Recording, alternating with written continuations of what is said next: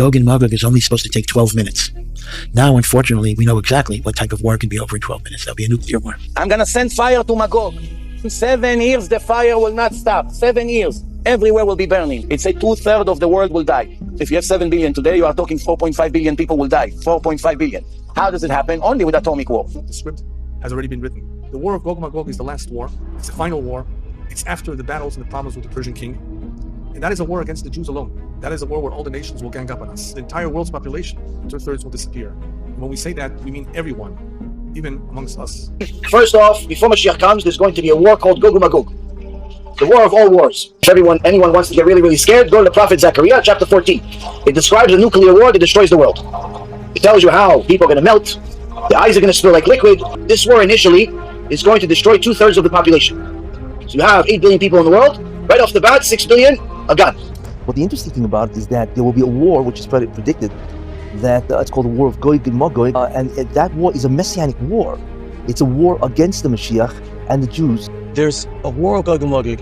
First one, as the Chafetz Chaim said, was 100 years ago, World War I. Second one was World War II, and we're on the cusp of the third one. But the purpose of all of these wars, of the Gog and Magog wars, to get everything into its correct order, to bring the Jewish people, to raise us up to the point where we are potentially supposed to be the spiritual leaders of the world, as well as the physical leaders of the world. What are the two nations that will last until Mashiach comes? Rome and Persia. Rome is today America, and Iran, that's Persia. So, at the end of days, it's going to be World War III between Iran and the United States of America. According to Kabbalah, the final war of humanity is called Gog and Magog, and many are saying it's happening right now. In the brilliant execution of Operation Epic Fury, today we will discover in Bible prophecy that God has an Operation Fury. He has planned for Iran and Russia in the near future. We thank you for our President, Donald Trump, whose wise courage has crushed the enemies of Zion.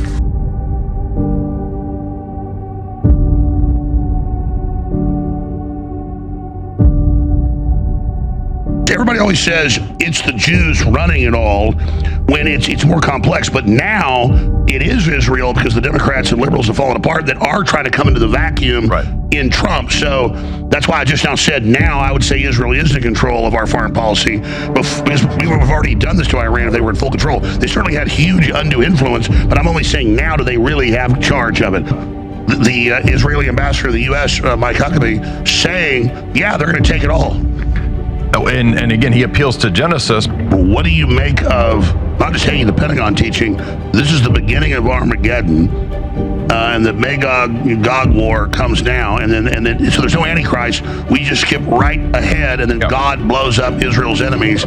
I mean, they're literally saying we're going to control God and force Jesus' return. This is a perfect restatement of that plan, of that strategy of manipulating Bible Belt people and good-hearted Americans who believe that the Pentagon is involved in some new crusade. It's not a crusade for Jesus. It's not a crusade for Christ. It's a project for Israel, obviously. My brothers and sisters, citizens of Israel, a short while ago, Israel and the United States launched a joint campaign, Operation Lion's Roar.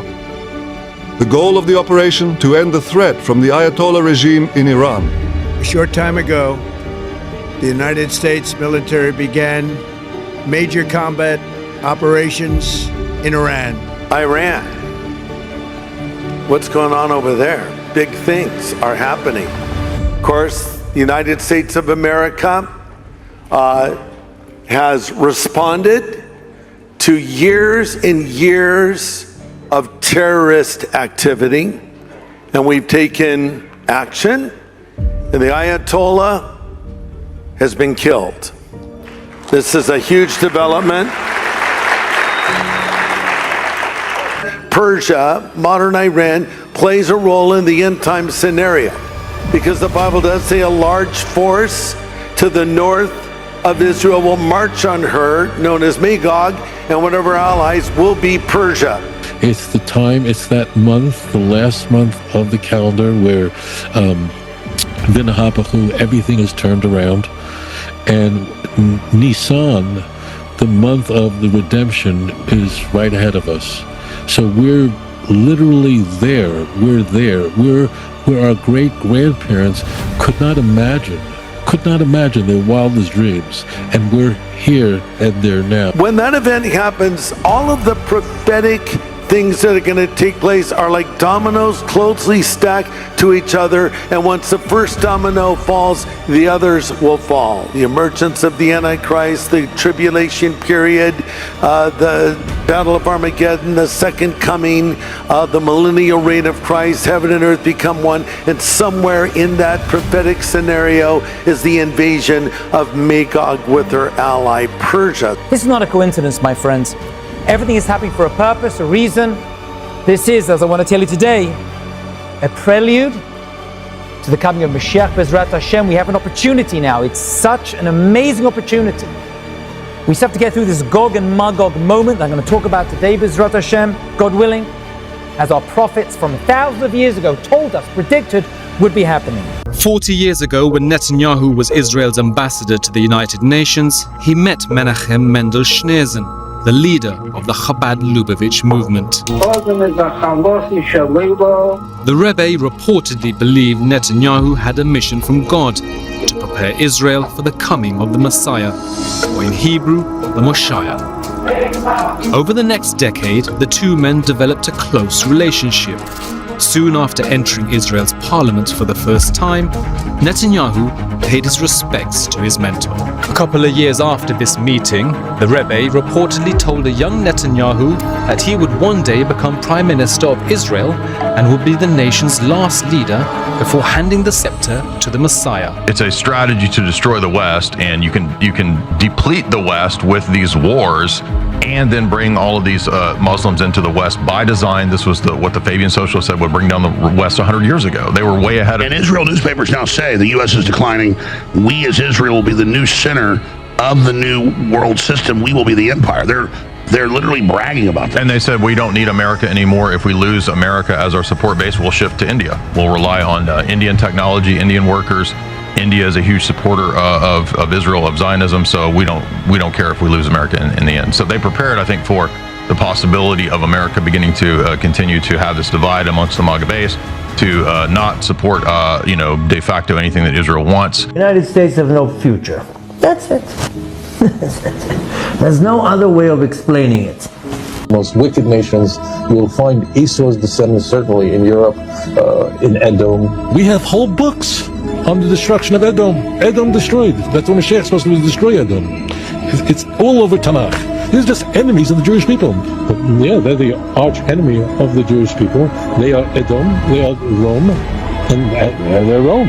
Who's Rome today? Europe and the United States. God will take revenge against all the Gentiles, descendants of Esau, what we call today Christians, for the Holocaust, for the Inquisitions, for the destruction of the temples, for many, many things that they still have an open bill, still don't pay for it. And this is going to be God's avenging. All these Europeans, all the Romans, all the people of Edom that came from Esau.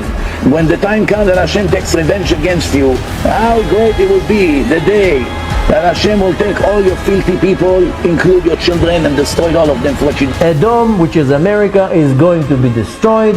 There's a lot of prophecies. If you want to go just for two of them to see, one of them is in the book of Obadiah, chapter 1, and the other one is the book of Jeremiah 49. You'll see the destruction of Edom.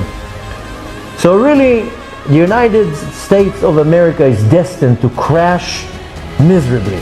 What matters is that the fact is that the land of Edom, the United States, is going to be destroyed, and it's going to start with economy, and then it's going to lead after that to many other things. At the end of the day, Hashem is the one who's going to control everything, and it doesn't matter who he's going to put at the head of the United States to bring it down. It doesn't matter. Take it as it is. America is going to be destroyed. America is going down. And that will bring the destruction of the entire Western world, because America is the one who's pulling the wagon, and Hashem is going to cause that. And like I told you, it's going to happen in many different ways. The Western countries lose this war. Yeah. Like they want from Vietnam. No, very much not like that. Because it's all their armies, everybody, their whole sovereignty, their sovereignty is going to be gone. They will no longer be a superpower. God's going to come and save he's China, whoever it is, and wipe out the Christian countries. Why? Because they destroyed the Second Temple.